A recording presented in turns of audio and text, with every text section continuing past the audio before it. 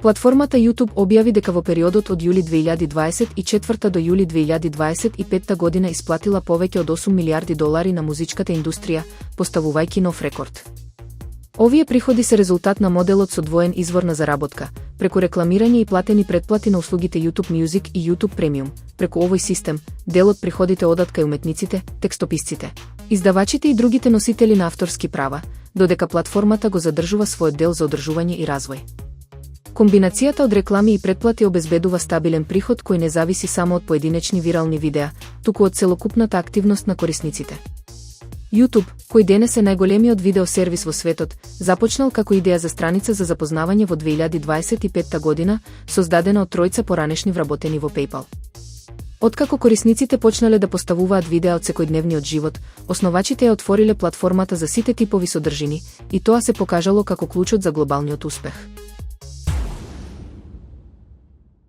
Во басенот Сан Хуан во северозападно Ново Мексико, палеонтолозите откриле редок фосилен локалитет што нуди нов увид во последните денови на диносаурусите. Според студија објавена во списанието Science, фосилите датираат само 380.000 години пред масовното истребување, откривајќи дека огромни видови како Аламосаурус се уште цветале непосредно пред ударот на астероидот пред 66 милиони години.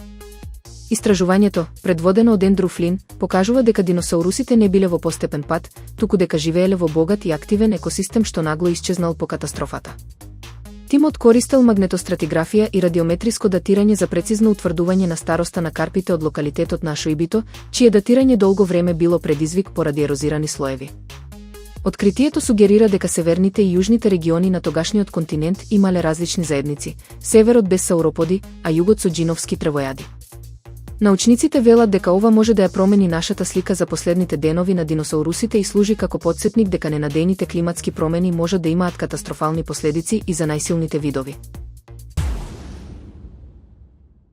6 од 10 италијанци користат вештачка интелигенција во готвењето, покажува анкетата на платформата Академија за кулинарските навики во 2025 година. Истражувањето, спроведено меѓу лица на возраст од 25 до 45 години, открива дека 64% од нив користат вештачката интелигенција за пронаоѓање рецепти и учење нови техники, иако половина се уште се сомневаат во квалитетот на генерираната содржина. Како резултат на овие наоди, развиен е системот Chef CPT, кој го комбинира знаењето на над 200 кулинарски мајстори за да им помага на корисниците при подготовка на оброци. Според истата анкета, 17,6% од италијанците редовно готват за себе, додека повеќе од 80% подготвуваат храна за семејството и пријателите.